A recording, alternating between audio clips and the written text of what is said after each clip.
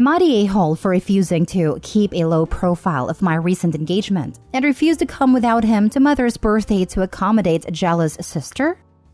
My sister, 28 female, who has always been spoiled and cuddled by my parents, was dumped by her long-term boyfriend for another woman after he graduated from medical school this past summer, when she was looking forward to being a doctor's wife, thinking she'd be bathing in rubies and pearls, and then proposed to that woman after only a few months.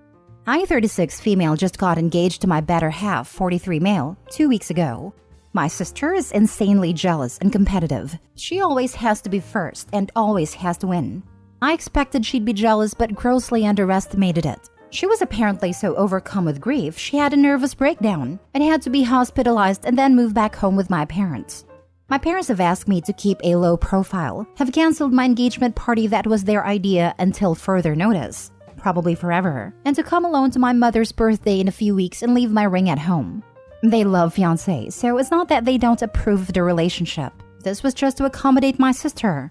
I said we are now a package deal, and if he is not welcome, I'm not coming, and I absolutely will not take off and hide my ring like some dirty little secret. And I told them they are uninvited from my wedding, and we are going no contact until they tender a sincere apology and revoke this ridiculous rule of keeping a low profile. I also said if this standoff goes through the wedding, we are going no contact for good.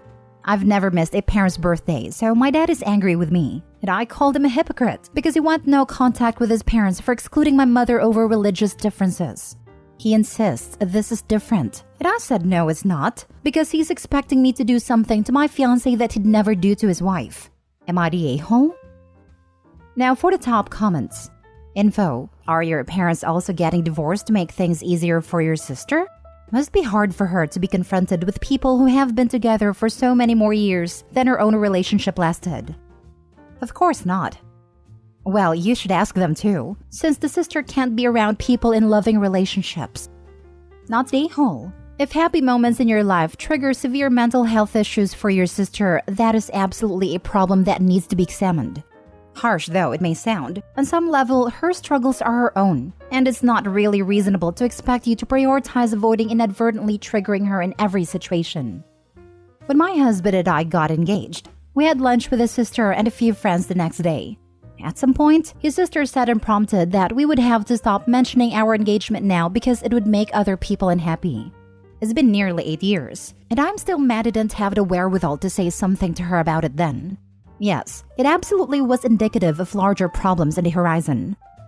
I suspect this will go against the grain, but no a-holes here. Your sister has had a nervous breakdown that required her to be hospitalized. She's not being dramatic or dying in a hill for the sake of it. She was almost institutionalized. I don't have the expertise to judge her for that. Your parents are focusing their resources and effort with their child who was hospitalized. It's desperately unfortunate for you, and you have every right to feel hard done by when this is your time, and every right to take a stand for your fiancé, but your parents are not a-holes for this. They have a deeply unwell child. That has to be their focus. They are being unfair for trying to enforce a stricture on how you must behave, and you are in the right to defend your fiancé. But I can't in all honesty label them a-holes for trying to avoid triggering their daughter who's just had a nervous breakdown. It sounds like you all need some cool-off time. I'm specifically putting aside the obvious competition issues between you and your sister. You make it out like it all stems from her, but you appear to be minimizing her nervous breakdown, again, for which she was hospitalized. They don't do that for no reason. I think there's some mutual toxicity between you and your sister, and that's causing you to center yourself and your engagement in this dispute. It's not about you. Your sister is mentally unwell. You're allowed to be upset that you can't have the focus when you just got engaged, and to defend your fiancé. Your parents are allowed to think that protecting the daughter who's had to move home with them is the priority. Edit. The way you're talking about your sister's mental health issues in the comments is pushing you closer into a-hole territory, to be honest, OP. Your obvious relationship issues with your sister doesn't invalidate her nervous breakdown. You tell OP that her sister's mental breakdown is not about her, but you should really be telling this to the sister. Sister's relationship troubles have nothing to do with OP's engagement, and it wasn't OP who tangled the two issues. It was the sister and her parents.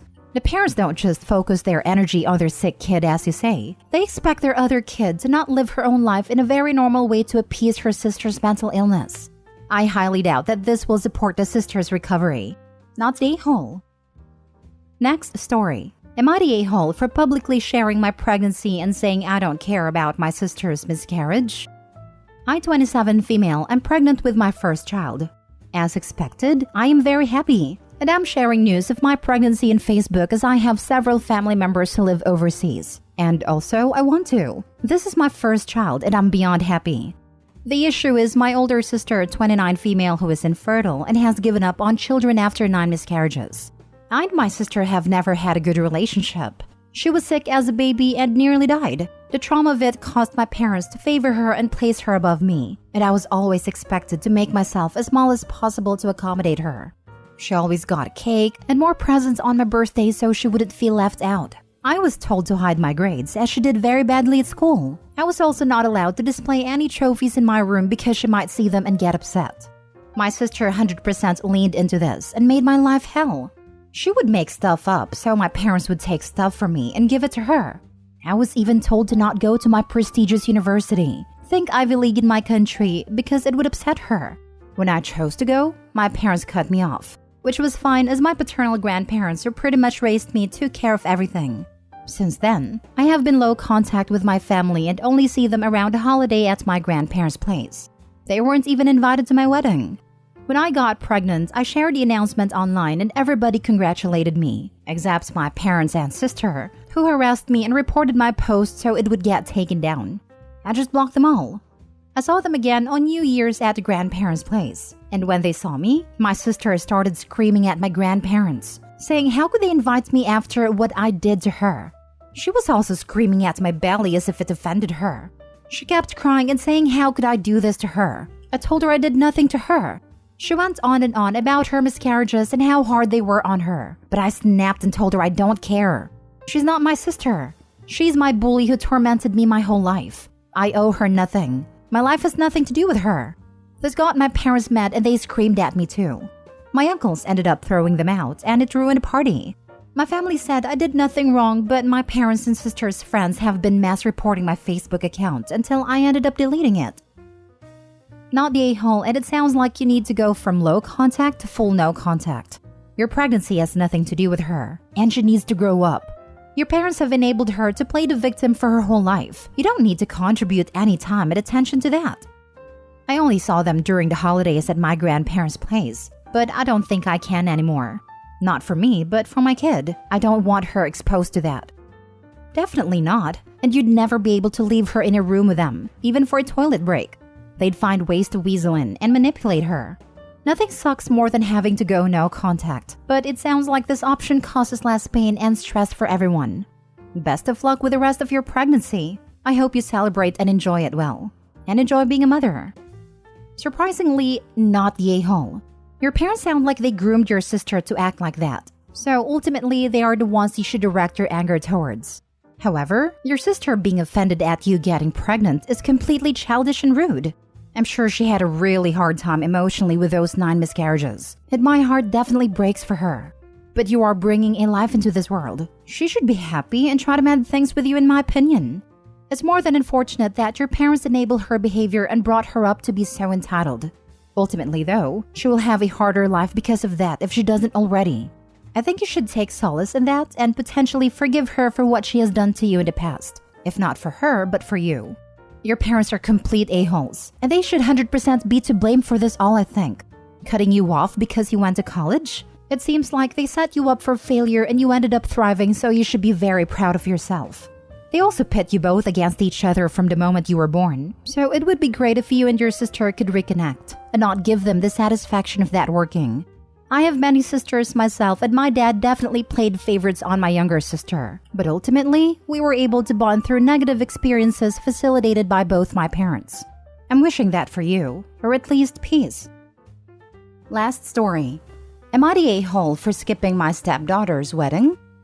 I, 50 female, have 2 stepchildren. Sarah, 23 female, and Mike, 28 male. I have been in their lives since Sarah was 2.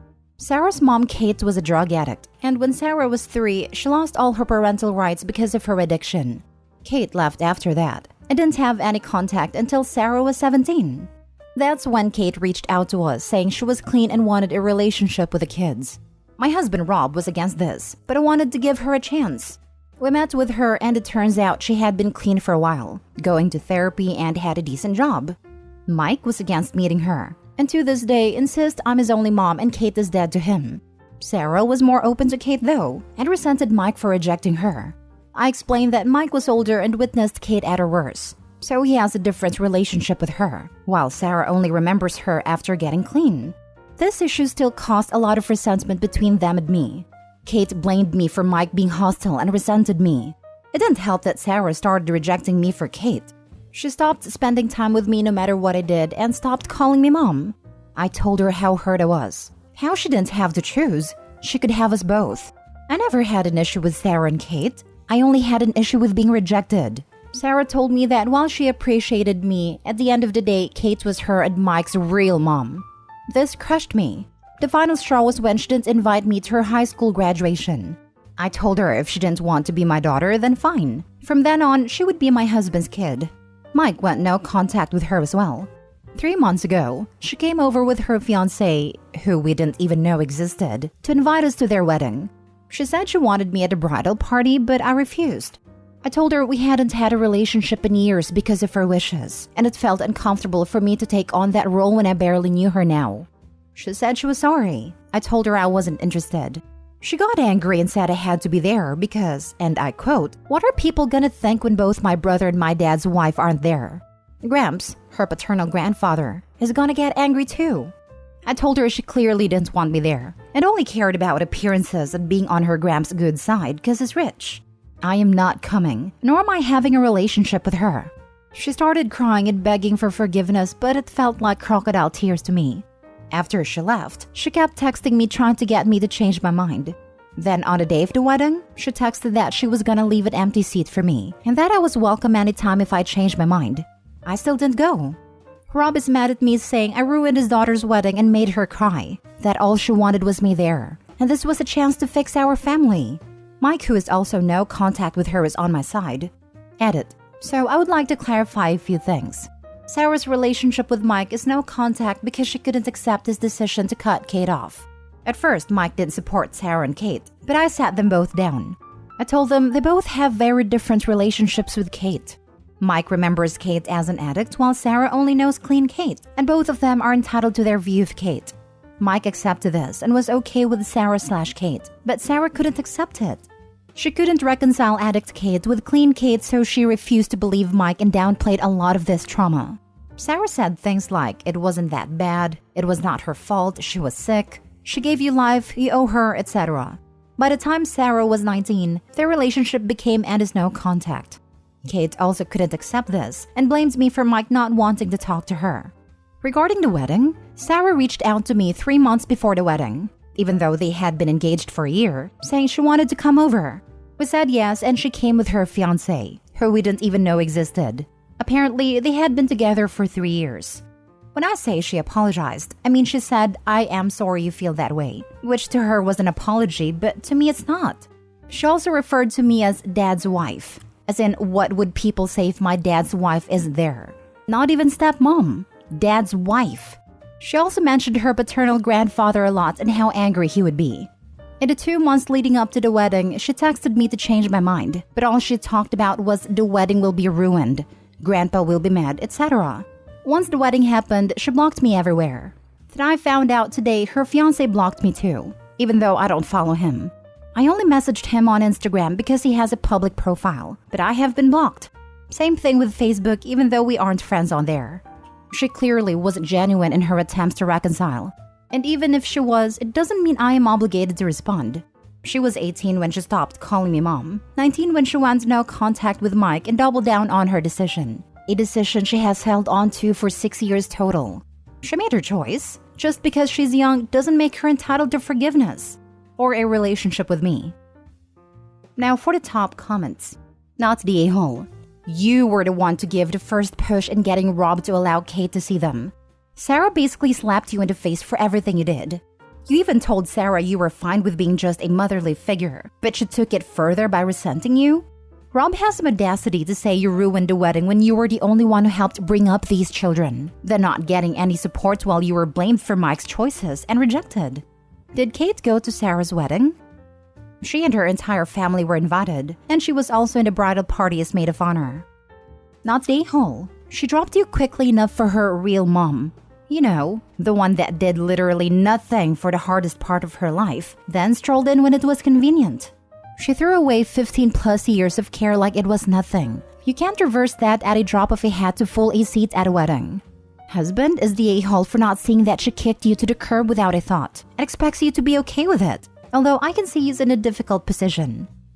He is in a difficult position, as both of his kids are not talking to each other, and he was also started to be rejected by Sarah in favor of her stepdad. With Kate and her husband, she has it easier since there is no resentment there. But with her dad, she also has to face me and her brother. So, it's easier for her to spend more time with her mom's side of the family. That's very difficult, and sorry for the position you are all in. I'm surprised, though, that she can't see the position of her brother and her dad. She would be too young to remember her bio mom at her worst, but the others obviously can. It's great she can forgive and move on, but that doesn't remove the past and doesn't change how much you personally have done by stepping up to be her mother. I try to explain to her that Mike simply has a different relationship, but she doesn't accept that. Sorry to say, but she sounds quite self-centered. Hopefully she'll come around. But it's going to have to start with her offering a massive apology to all of you, and to you in particular.